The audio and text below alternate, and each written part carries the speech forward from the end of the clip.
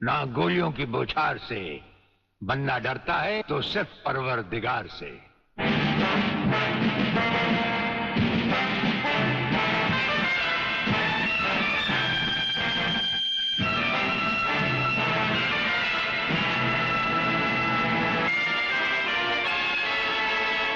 Brigadier Suryadev Singh?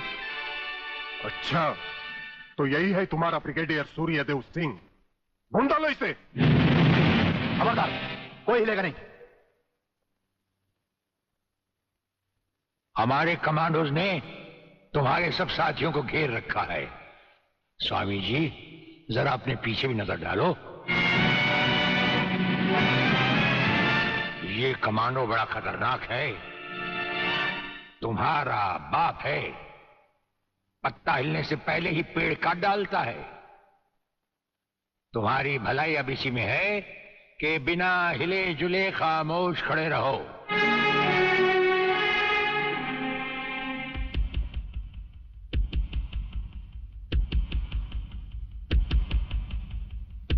Dubey नाम है सत्यवादी। सत्यवादी दुबे।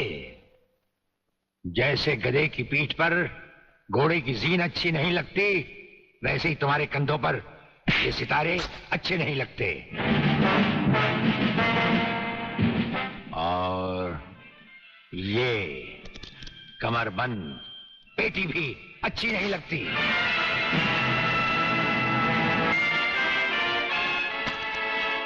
अब वो कसम याद करो जो तुमने खाई थी ये वर्दी पहनने से पहले।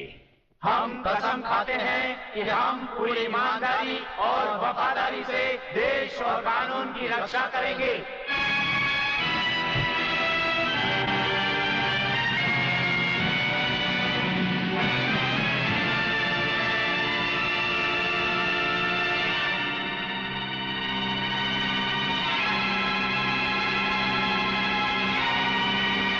हम तुम्हें सिर्फ ये बताने आए हैं कि अगर तुमने तिरंगे के खिलाफ कोई भी कदम उठाया तो हम तुम्हें वो मौत देंगे जो ना तो किसी कानून की किताब में लिखी होगी और ना ही कभी किसी मुजरिम ने सोची होगी।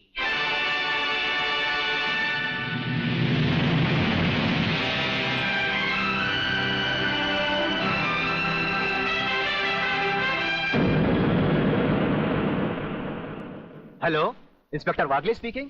No, suspended inspector Shivajirao Wagle speaking. Sir, DSP साहब ने आपको अर्जेंट बुलाया है। कल से ड्यूटी ज्वाइन करनी। फिर? इंस्पेक्टर वागले, तुम्हें शायद मालूम नहीं कि तमाम पुलिस ऑफिसर्स की फाइल्स देखने के बाद ब्रिगेडियर सूर्यदेव सिंह ने सिर्फ तुम्हें चुना है। सर, अब तुम दोनों को मिलकर काम करना है, लेकिन तुम पूरब हो तो वो पश्चिम है। इसलिए सीनियर ऑफिसर होने के बावजूद मेरी तुमसे रिक्वेस्ट है कि ब्रिगेडियर सूर्यदेव सिंह के साथ मिलकर जो भी खेल खेलना, शांति और ठंडे दिमाग से खेलना। सर।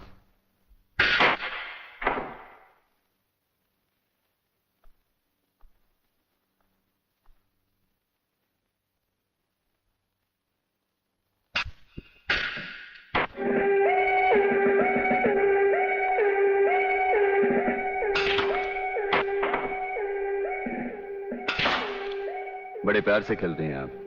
असली खिलाड़ी मरने वाले दुश्मन को पता भी नहीं चलने देते कि कब होगी उसकी मौत। तो फिर प्रलयनाथ को छोड़ क्यों दिया? क्या उससे गले मिलने गए थे? गले मिलने गए थे?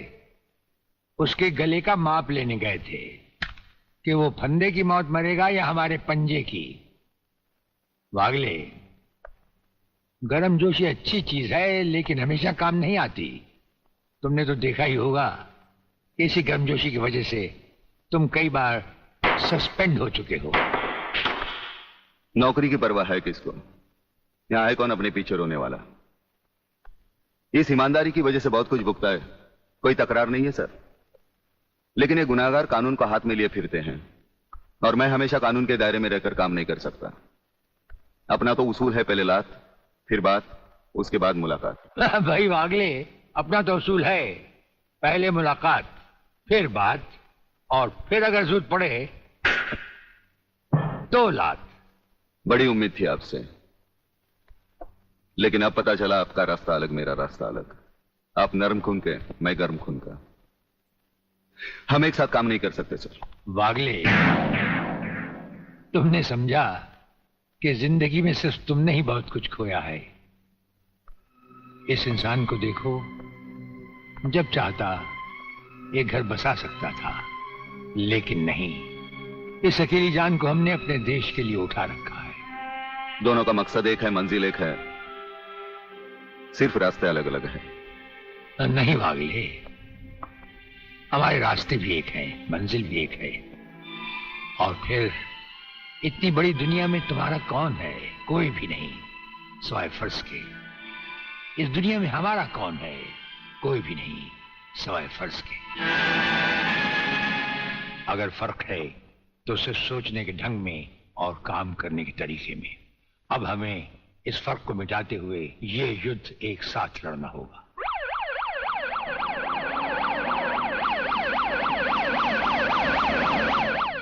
मुझे अपनी जान की तो परवाह नहीं है, लेकिन आप इस तरह खुलेआम गाड़ी में घूम रहे हैं, ये खतरा मैं उठा नहीं सकता। जिस गाड़ी में तुम बैठे हो, ये मामूली गाड़ी नहीं।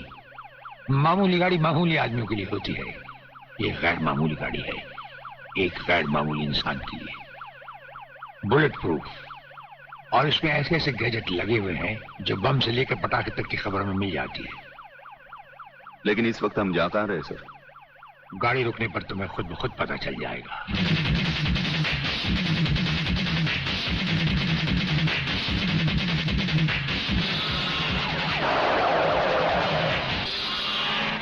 वागले, यहां हमारा घर है।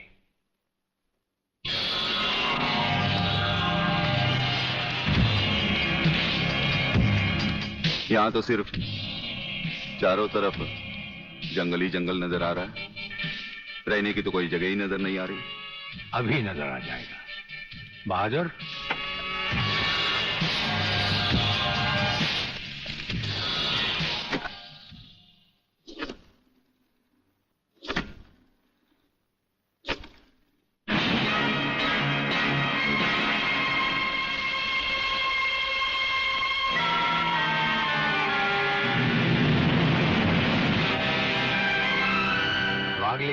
ये ऐसा बंकर है जिसका अता पता सिर्फ हमें या एक हमारे खास आदमी खबरीलाल को है, और आज से तुम्हें होगा।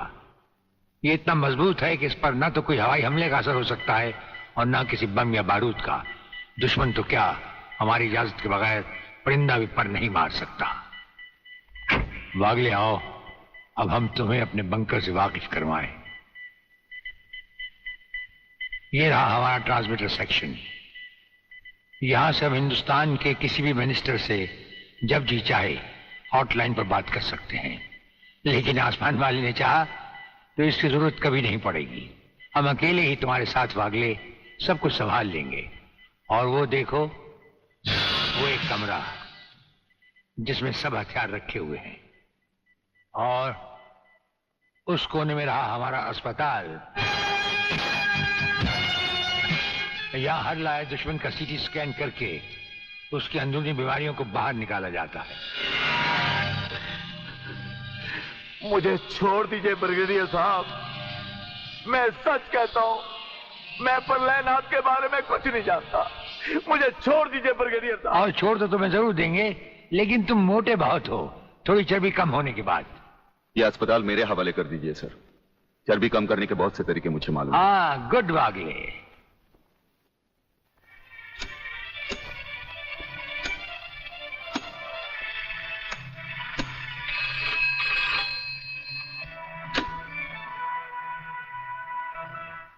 नमस्कार सर, मैं खबरीलाल बोल रहा हूँ।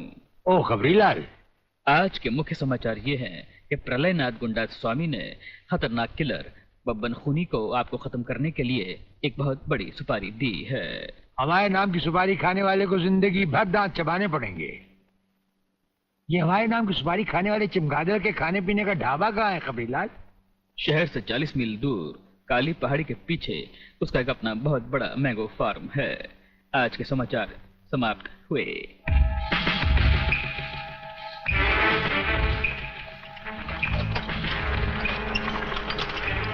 चौबे गंगवा, ये माल जो तू आसाम और यूपी भेज रहा है तगड़ा है ना? तगड़ा क्या सरकार, ये नंबर 1 फसल है, नंबर 1। अरे 25 मीटर दूरी पर जाती हुई गाड़ी को ये ऐसे उड़ाता है।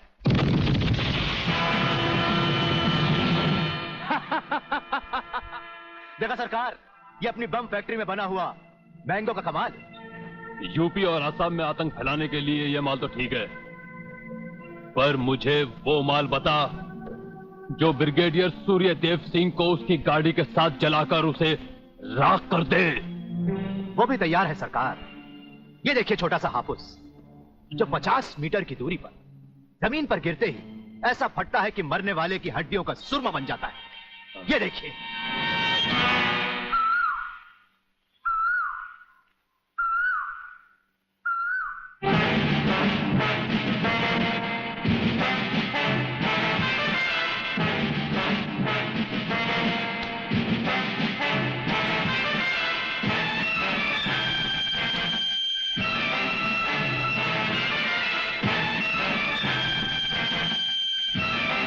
कौन हो तुम? लगता है बब्बन मियां ने कल रात अपनी आंखों में सुरमा नहीं लगाया, जरा कम दिखाई देता है। ब्रिगेडियर सूर्यदेव सिंह? हाँ, ब्रिगेडियर सूर्यदेव सिंह। बब्बन मियां, हमें तो उसी के हाथों से मरना है जिसने हमें इस दुनिया में पैदा किया। तुम सब अपने आप को हमारे हवाले कर दो, वरना तुम्हारा बनाया हुआ आमों का बागीचा तुम सबका अपने हाथों से बनाया हुआ कब्रिस्तान बन जाएगा। तो आओ आगे और पकड़ लो मुझे, मगर इतना याद रखना कि जहां तुम खड़े हो उस पेड़ से लेकर मैंने अपने चारों तरफ माइंस बिछा रखी हैं। अगर इसके अंदर तुमने पैर रखने की भी कोशिश की तो तुम्हारे चीथड़े उड़ जाएंगे। यकीन नहीं आता तो ये देखो।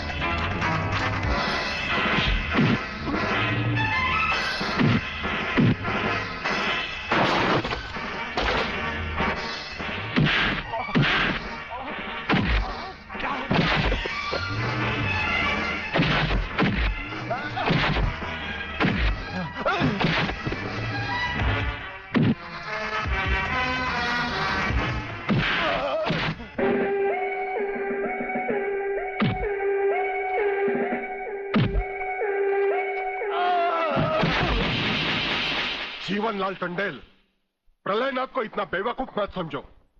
सारे शहर के पुलिस स्टेशन से पता लगाकर ही तुम्हें फोन किया है। अगर होम मिनिस्टर होते हुए तुम्हें यह पता नहीं है तो मुझे कल तुम्हारा रेजिग्नेशन चाहिए, समझे? अरे जानते हो, बब्बन और उसके साथियों ने जबान खोल दी तो सूर्यदेव सिंह हमारे लिए नर्क के दरवाजे खोल देगा। जल्दी से पता लगाओ और उन सबको छुड़वाओ। Yes, DCP Pathania speaking. अरे इंग्लिश को मारो गोली और हिंदी में समझो। मैं जीवनलाल बोल रहा हूं, जीवनलाल टंडेल।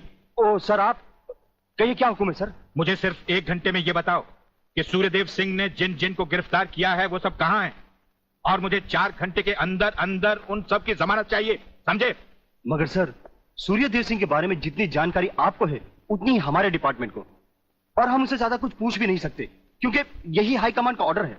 वो रहता कहां है? वो भी नहीं मालूम। ये भी नहीं मालूम तो फिर ये बताओ कि वो मिलता कहां है? मैं उससे आज ही मिलना चाहता हूं। सर, वो रोज सुबह सीबीआई ऑफिस में 12 और 1 के बीच में आते हैं सर। सर, ये लिस्ट उन लोगों की है जिन्हें आपसे मिलना है।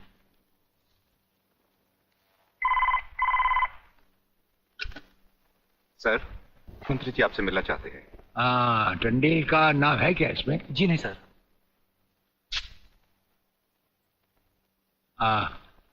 आज तो हम अपना 1-1 मिनट दूसरों को दे चुके हैं, दम लेने की भी फुर्सत नहीं होगी। ऐसा करो, मंत्री जी को कल दोपहर के बाद की कोई भी अपॉइंटमेंट दे दो। Okay sir.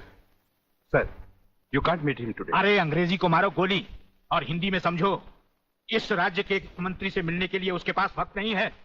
मैं पूछता हूं वो हमारी खाता है या हम उसकी? इसमें आपकी और हमारे खाने की बात कहां से आ गई? ओह, तो ये है ब्रिगेडियर। आप यहां अचानक आ पधारे हैं और हम आज का सारा